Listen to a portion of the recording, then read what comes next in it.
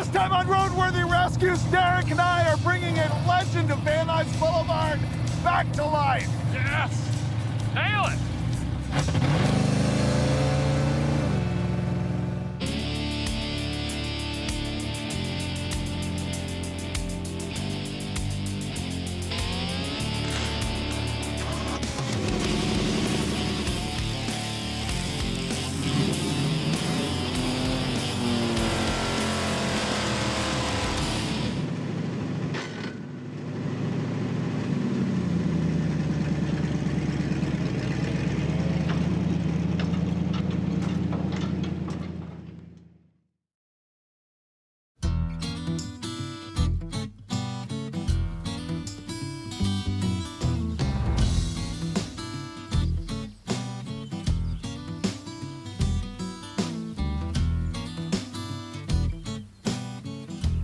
This week, a guy's way out in Lompoc, California, where I bought this really cool 1940 Chevrolet Coupe. Now, I really don't know anything about this car other than it's been off the road for probably around 40-ish years. It's got a big block that currently knocks. That's great. And allegedly, this was the terror of Van Nuys back in the day, street racing. Now, this is the first time I'm actually seeing this car in person. I bought it after seeing a couple photographs that a friend sent me. So let's walk around this thing and see what it's gonna take to get back running on the street and maybe even racing in some way, shape, or form. Yeah. Smells like a sweaty roller skate full of broccoli and dentures. Musty, with just a hint of fungus. I like it, actually. The interior is great. That's done. Check it off. They look like kind of 70s van looking seats, like the Winnebagos or something. Was orange at one time. Now a very pleasant kind of tan, cowhide-ish, deerskinish, medium tan brown. Anyway, what do we got? Slide in this puppy. Of course, you gotta have the 3-blade steering wheel. Was chrome. Amperes, oil pressures, and water temps. That's all you need. There's no tack. This guy just shifted by ear, apparently. Whole bunch of lights. We don't know what they do. Bunch of switches. Don't know what they do. It has a key. I believe that's a Ford key, actually. And a fuel gauge thing in the glove box. Oh, speaking of which, we never even saw a fuel cell in the trunk, did we? That's interesting. That's really about it. Oh, here's the shifter. That seems fine. It's a Select-O-Matic 9000. Brakes.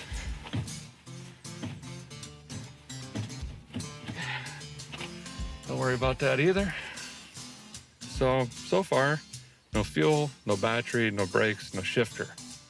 But we have a key. Special Deluxe. Love the chrome and the trim and just the overall shape of these cars. It's beautiful. All right. Oh, okay. There we go. The block of bigs. I finally own gold valve covers. Sweet. Wow, the wiring is very astronautish. I've seen that before in a 70s built drag car I bought, and it was a nightmare. I think the previous owner was an electrician. Looks very much like a fuse panel in a 50s house. Great, wiring's my favorite. Anyway, we've got a 454 in here. It's already got an intake. She's got a Holly on it, double pumper. I mean, it looks like it was probably the real deal. Old Mallory Mark II ignition. Really cool. Fender exit headers, kind of wrap around the frame and down under. I don't think this is hooked to anything. Whoa, it is not. I'm kind of limited on what I can do here. It's got a trans cooler. Automagical transmission. It's got the original front end and brake system, which is going to be a nightmare because, as you know from me doing 40s, 50s, 30s cars, is the master cylinder is under the floor on the frame. My favorite. Okay, here's what we're going to do. This is clearly a basket case. I've only got a few days to get this thing going. Hot Rod Ranch is actually right down the road. I'm gonna call up those guys, see if we could borrow a truck and trailer, haul this down to their shop, and I've got a friend on the way that's gonna try to help me put this thing back together on the street, and I might even call him out for a drag race.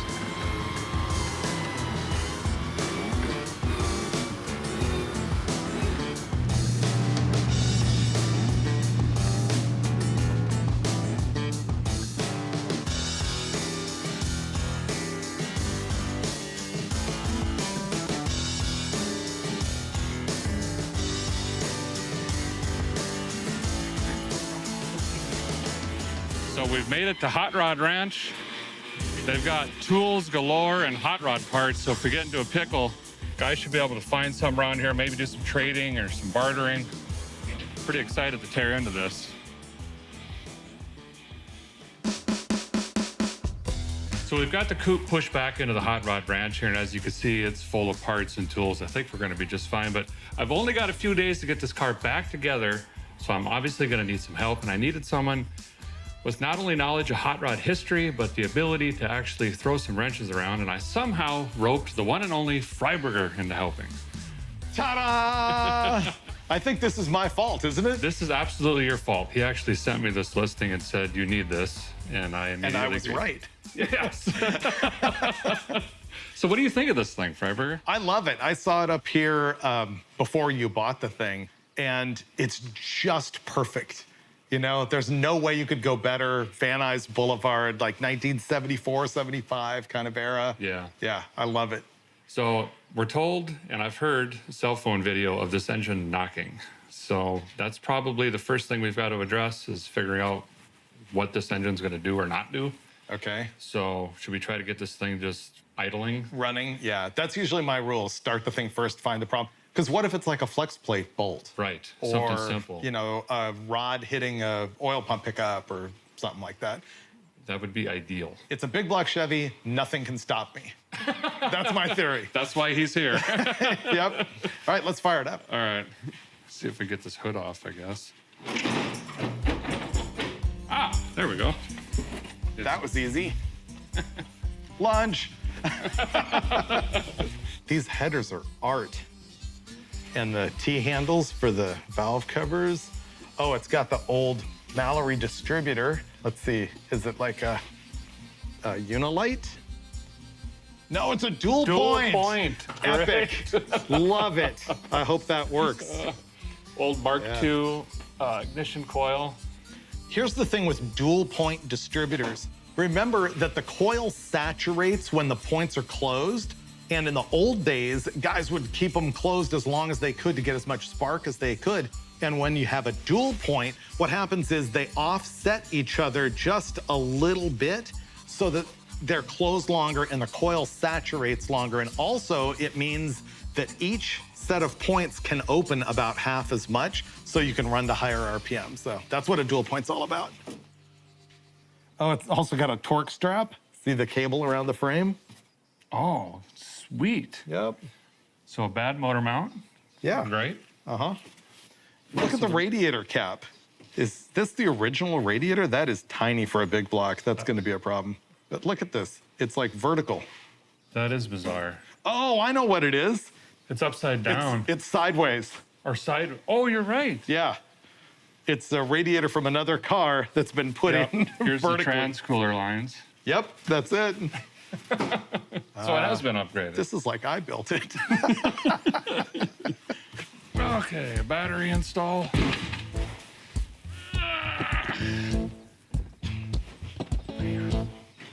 And the bolt's missing, so here's your clamp.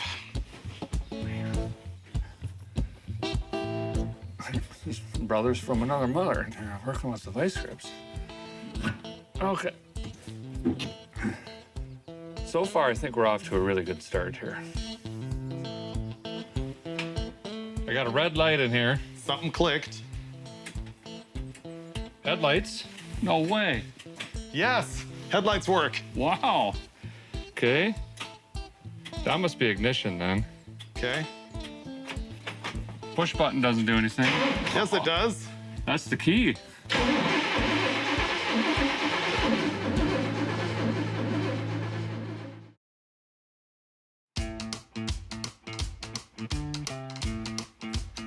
Okay. There we go. That's fuel. Make it go boom. Okay. Questionable switches or flips. Go again. Hey. That runs.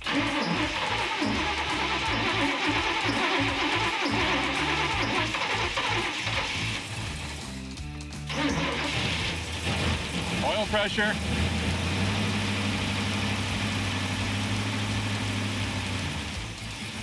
75 pounds of oil pressure.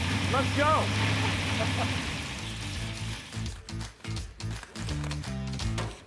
So I'm mocking in a temporary fuel system here. We got a clicky-clacky, and we'll just jam that into a drill battery or something. Stab this into some gas.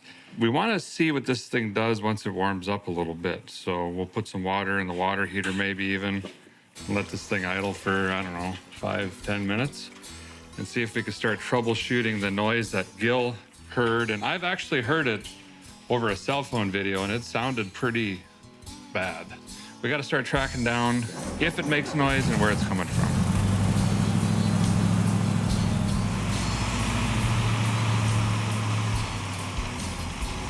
Seems good so far.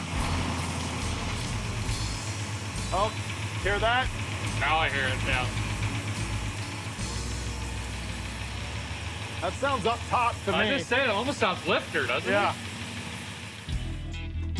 We're just gonna quickly pop this valve cover and see if we can find a loose rocker arm.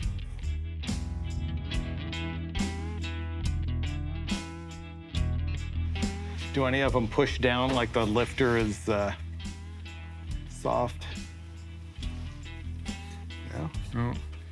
The other thing I'm noticing is the thread reveal is similar. Yeah.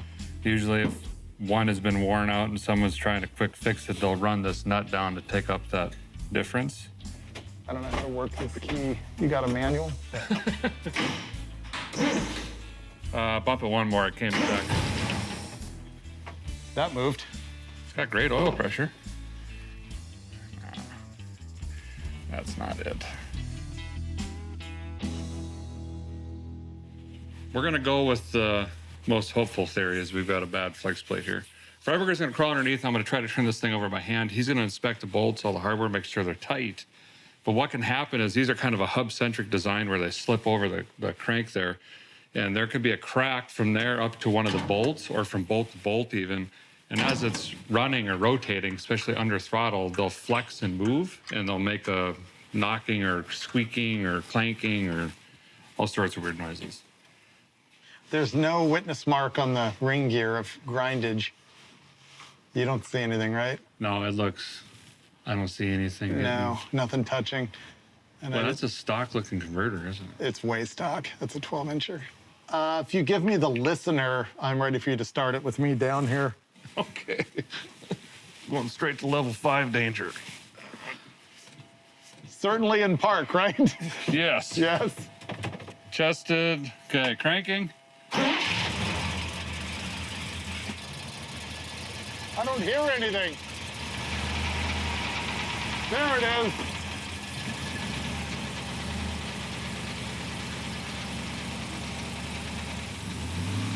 I can't hear anything in the bottom end. It almost sounds like a rattling almost. Yeah. Is that cable?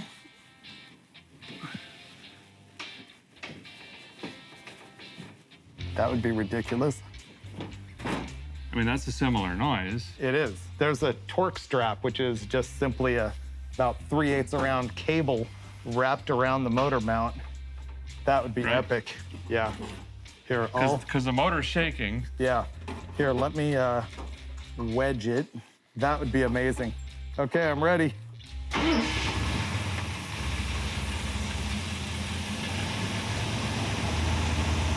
I don't hear it.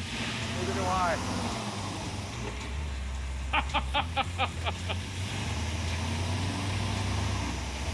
There it is. It's not moving.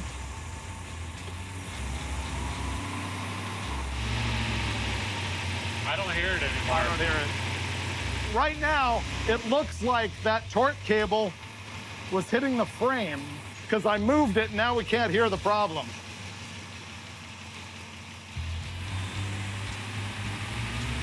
All I hear is valve train now. Race car, Fixed. fixed. Yes. So here's what we're gonna do. We're gonna tag team this thing really quick. We're gonna drain the water out of this thing, get the carbon intake off. We gotta clean up the heads, the china walls here. We're gonna put in some room temperature vulcanization cream, do it right. get these rubber gaskets out, and that's one big leak back here. And then by then, hopefully it's cool enough, we could drop the oil on this thing, put a new filter in. I think that O-ring is shot, it's leaking there as well. And then we'll fill it back up with fluids again. And we're gonna time it. Timing seems to be a little weird on this right now. And it's gonna run perfect. We're reinstalling our vintage Holley Street Dominator intake manifold. This thing is a single plane. I really wanted this engine to have a dual plane on it. Dual planes have longer runners, which make better low-end torque, especially with this, which I'm pretty sure has a stock cam in it. So this isn't the optimum intake manifold, but it's the one we have. We have one bolt hole with really sketchy threads in it. It's about to strip, and the rule is he who owns it wrecks it. So Derek is working on fixing that thread. Oh, I got it. Oh, no. You didn't. He just dropped the washer down the distributor hole.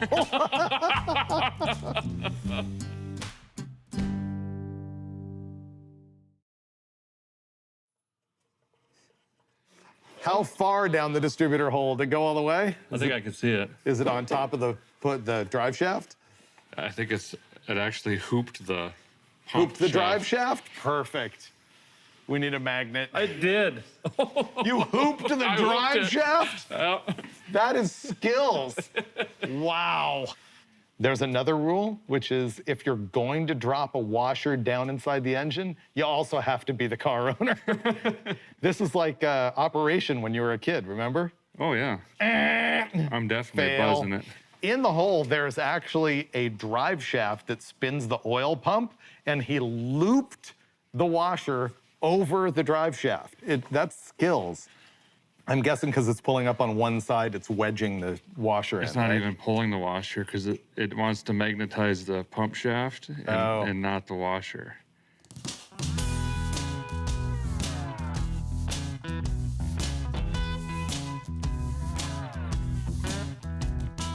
Oh, I found it. Really? Right there. So it is Right here? number 7. Yep. I'm an idiot. Listen, we were trying to spice things up today, and might have went a little overboard, but okay, I'm gonna not move. It's not there. No! Oh, I found it again. Okay. If you clear, I can get it. I see it. Oh. Yeah. Okay, this is gonna be a victory. Wait. Wait. Yes! Oh, man. Thanks, Freiburger. That was pretty good. Let's tape the distributor hole closed, I guess. Yeah. Yeah. Okay.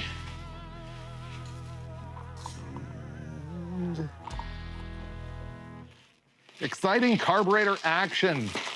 See, Derek called me before we set out on this venture and was like, this thing needs a carburetor, what should I get? And I said, the Brawler Full Race 850 CFM double pumper. This is like a lower cost line of higher end carburetors, I guess is the way I put it. They're from Holley.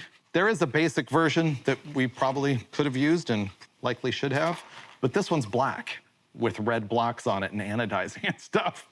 And so it's gonna run pretty good. The calibration on these is pretty well spot on. Oh yeah, this is coming out now. Maybe.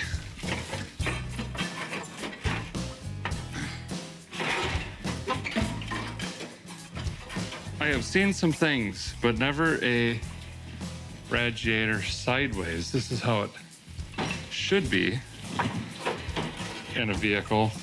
Dum bum bum. Well, it's getting late into the evening. I think we're gonna call it a day, but we did do some things today, Freiburger. Things. Yeah. We've debunked maybe some sort of weird knock rattle thing. Yeah. Changed the oil. Pulled a washer out of the valley. That was the highlight of my day. Changed the distributor, got new intake gaskets, new carburetor. And we heard it run, which is great. We still don't know if it shifts. It definitely doesn't stop, but we'll make that happen soon. So we're gonna go wet our back necks, eat some groceries. We'll see you in the morning.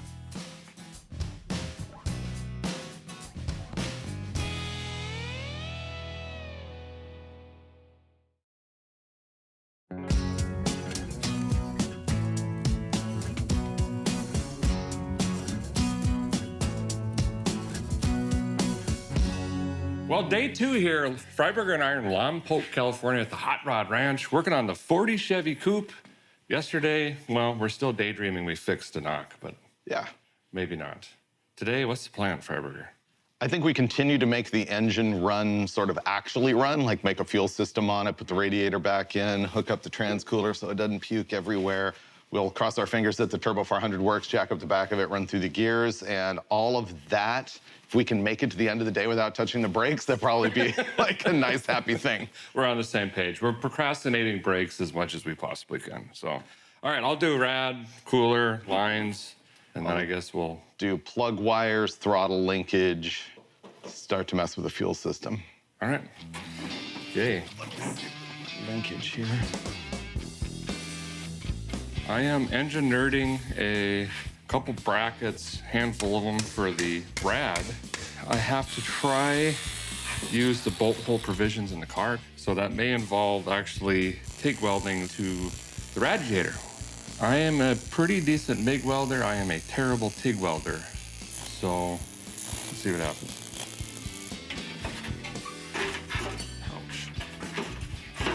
Ouch. It's gonna work.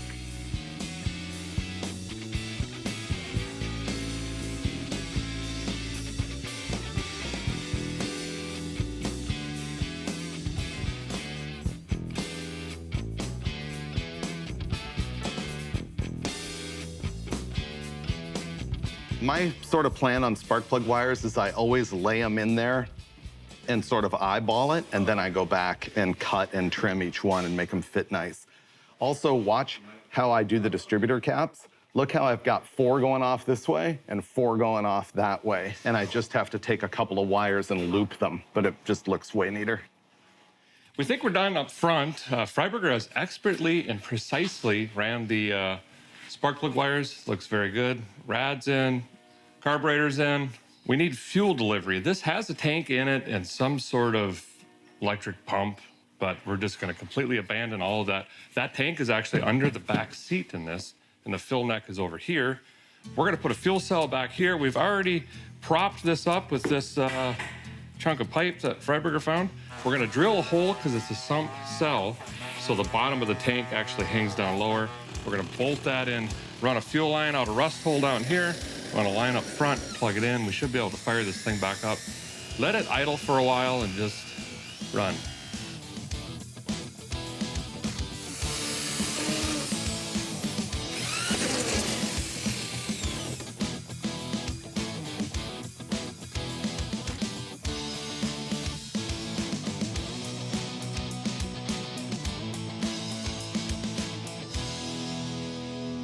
We've just completed the fuel system. As soon as I install this right there with one of the derrick clamps, which is a dislike for me, but I have to admit it is quick.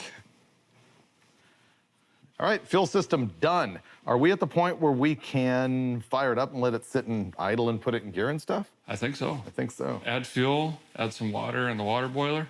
Yeah. Yeah, you want to immediately dump impurities in your new radiator.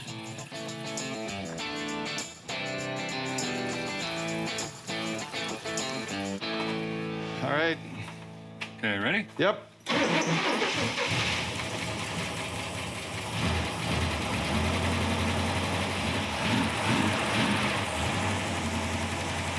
Fuel pump works.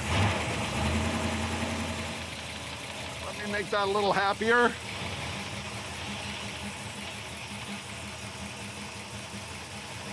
I don't hear the death rattle yet. No.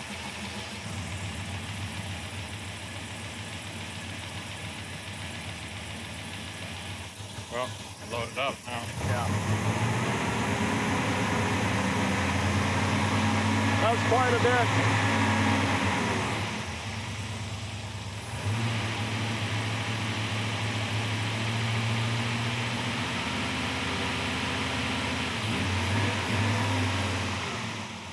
What he's doing is using up gas in the bowl by hitting the squirter a bunch of times so that we can see if the float bowl level has been reduced. If you just let it sit and idle, it takes forever for it to seek its new level. You can hear it revving up a little bit or faster. That's because it's happier with the mixture, and then he'll bring the idle back down once he gets it more dialed there. Go in a quarter over there.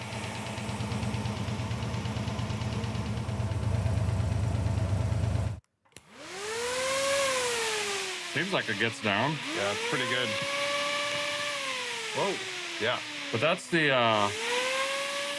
normal way. Right, go the other way. Now we need to reverse it. We're thinking we need an electric fan. It's getting hot idling here in the shop. Okay, reversing motor. Finger remover. Yeah. Pick one. Luke, I am your father. All right. Ah! There's blades in there. Oh no! Go tape that out. Oh, that one's a bleeder. I was gonna mount this up front, but the more I'm looking at it, I think I might actually put it on the firewall, because one's got to go to switched ignition right below it. One's got to go just right here to the alternator. One's got to go to the temp sender, and then just one will come up here to the fan, and we'll ground the fan up here somewhere backwards, because we're going to spin the motor in reverse so that it pushes instead of pulls.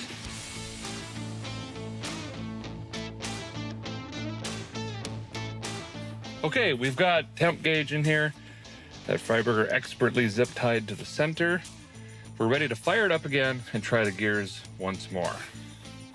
All right, clear? Starts great.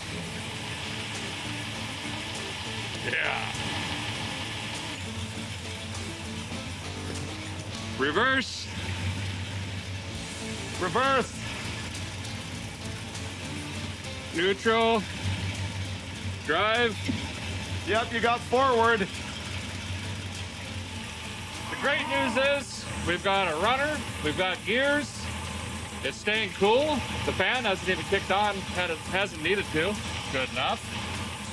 The bad news is this means we'll probably have to work on brakes now at some point. But that's an us tomorrow problem. Yeah.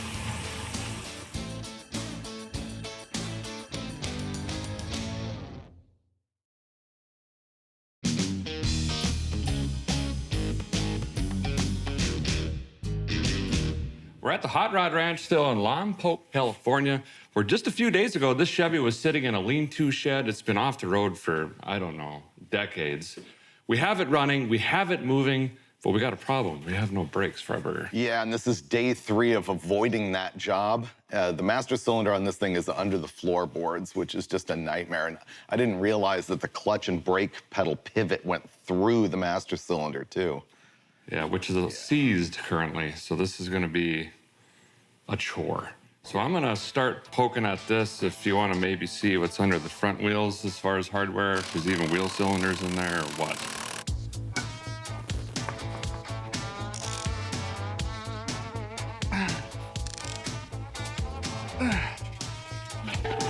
Oh! Just put that anywhere. Yeah, that's off.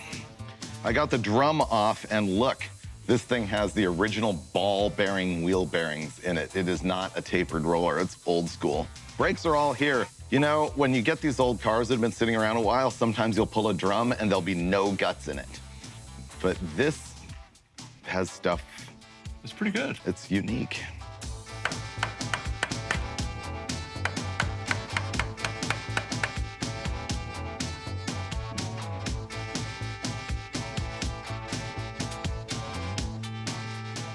So what I'm gonna do is actually fill the master cylinder, which you do through the floor, and just pray that somehow, after 80 years plus, this is gonna still move fluid.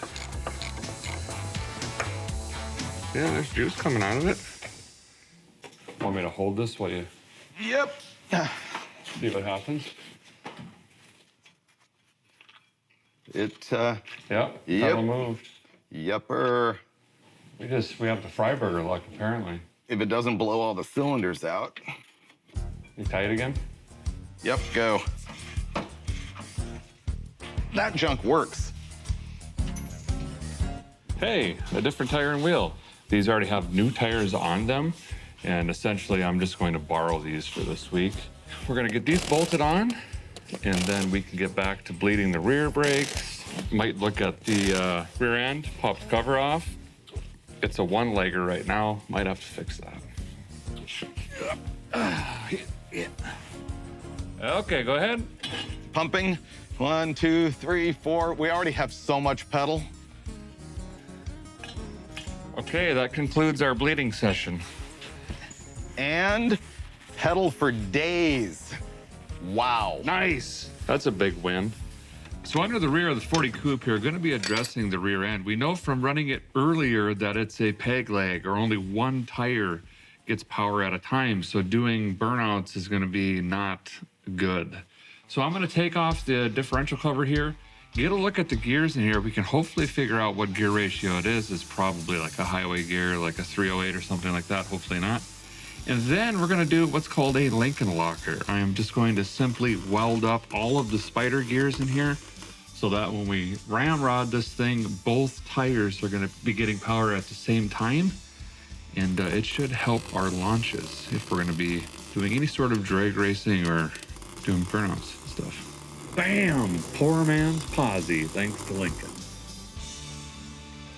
Derek's in the back making a soccer ball of weld out of the rear end as he suffers from the impression that this thing will have the power to spin both tires. Meanwhile, I've been assigned to install the shifter, which is incongruously billet for this car, and also has a rear cable entry, which is gonna make this a little bit of a challenge. But we're going to hideously mount this right here and reach for it as we shift. And then I'll run the cable through the floor and attach the end of that cable to the transmission, and we will have shifting for the Turbo 400 that likely doesn't work. We haven't found that out yet.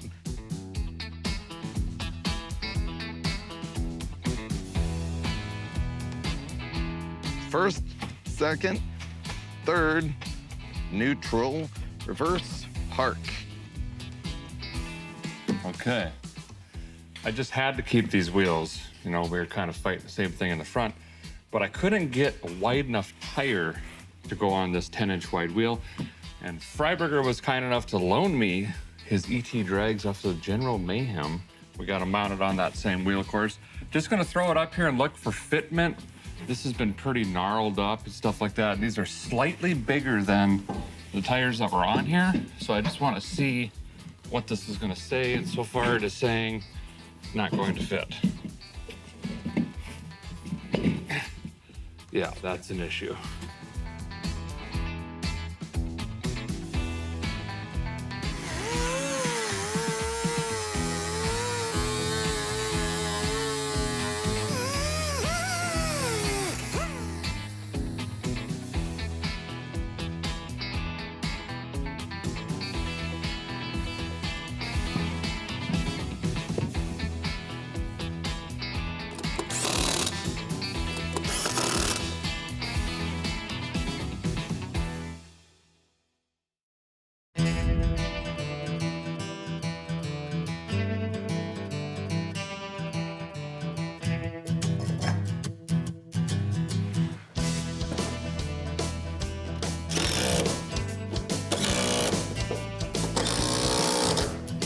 Well, after a little bit of wrenching, this car is ready to hit the road after sitting off of it for decades.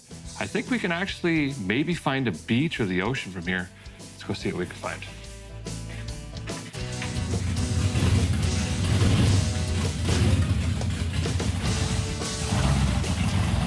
It's moving!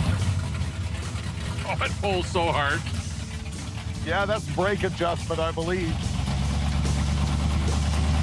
Pretty amazing. Second gear. Yep. You want to try the brakes? Wow!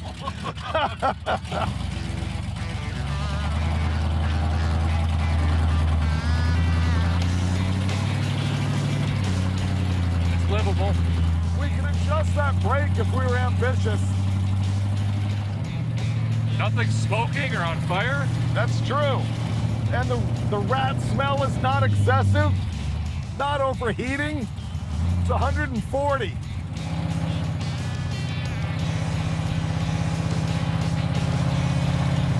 Even the headlights work on this thing.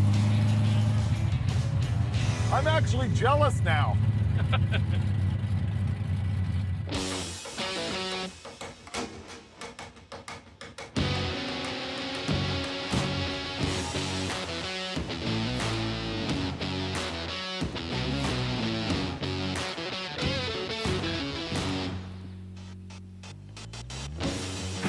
Well, after many years off the road, it's back. So good. This thing is staying cool, it's shifting. I mean, Braking. there's a lot of things I like about this car that actually don't make sense. For example, we came here fully expecting to rebuild this engine. Totally. I still can't believe it was just a cable. Or if it is knocking, we can't hear it. Which is fine with me. Yeah, that's great. Ignorance is bliss. We got open headers. That fixes everything. We just threw a new carb on this. Radiator, cooling fan, not much. Welded up the rear. Yeah. We didn't have to do a lot. Yeah, low effort, big wind. The thing really drives nice. And we really can't do anything to the exterior. This is about perfection at this point. So it's gonna stay looking just like this. But now that we know it's street drives, should we see if it could have potentially raced back in the day? Do it again? Do it again? I knew Yes. this was coming. I'm thinking my 56 Chevy is the unit.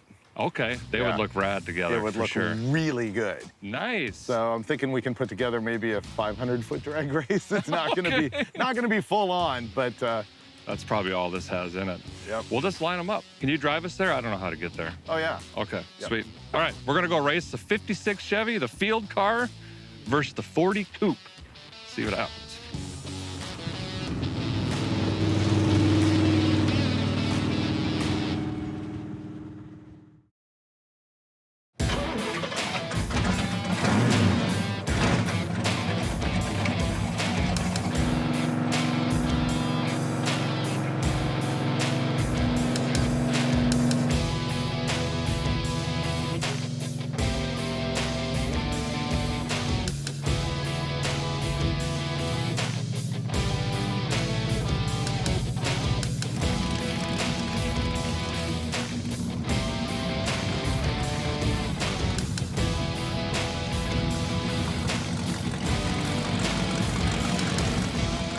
Well, we're here at Santa Maria Airport in the back 40, where we've got some room to play around and race. What do you got here, Freiberger? Well, this is the 56 Chevy known as the field car. It's been on both Roadkill and Roadkill Garage. Right now, it's loaded with a 406 small block, makes 570 horsepower. It'll run to 7,000 RPM. American powertrain, 6-speed, and a Ford 9-inch with, I think it's got 456s in it. So I'm ready to break parts. So you're saying there's a chance I can win? No. You know there is, because I'm gonna annihilate the tires on this unprepped surface. And we know this thing hooks up because it's gutless. So you'll be in the wind and I'll be back here making smoke. Oh, that's my only hope. We'll see what happens. If we got just enough room, I might be able to hit second gear. It's gonna be great. Well, let's line them up. We'll just do a heads up and see what happens, and maybe you'll let me take a hit or something after that. Oh, after for you sure. destroy me. Yeah. So, all right. Okay, cool. Good luck. You're gonna need it.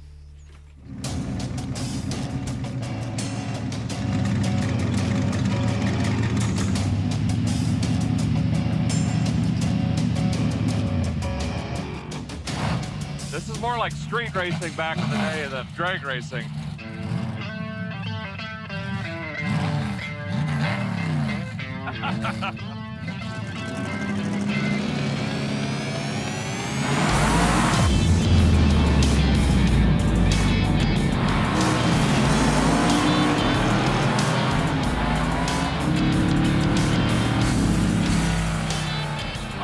I got him! Yeah, traction killed me. Oh, wow! You blow the tires off? Yeah.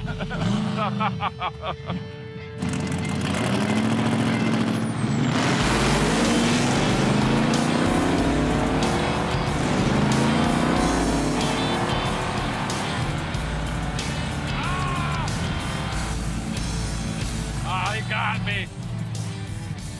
Ooh, I smell brakes.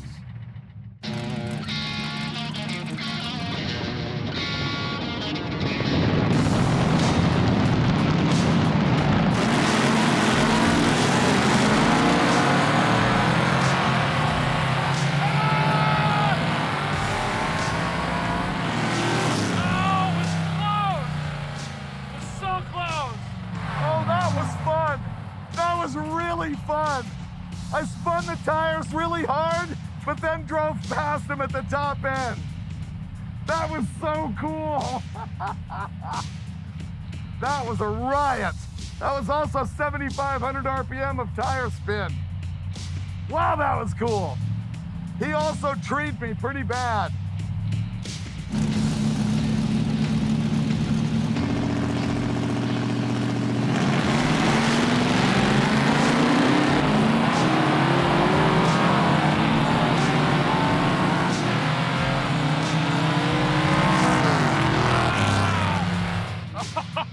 Freiberger wins in the field car. Oh, that's awesome. Yes! Oh, it was so good.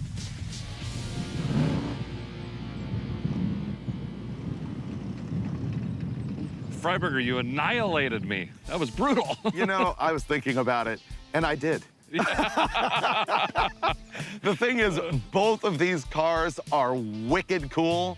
Mine just has a lot of more destruction potential. Right. There's a lot of violence going on there. It was fun, though.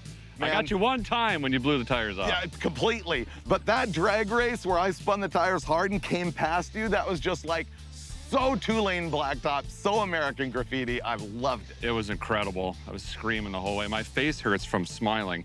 You know, it lost the race, but just a few days ago, I was sitting in a shed. It's been off the road for years. We got so lucky on this car, the engine not actually being blown up. We didn't really have to do that much. No, it was great. easy. I had a great time, and we've benched race a lot about how we can make his car more violent. Yeah, I think so. Well, thanks for all the help this week. It's been incredible. And that's going to do it for this episode of Roadworthy Rescues, but stay tuned. There's plenty more to save. Let's go cruise these things, huh? Yeah. All right.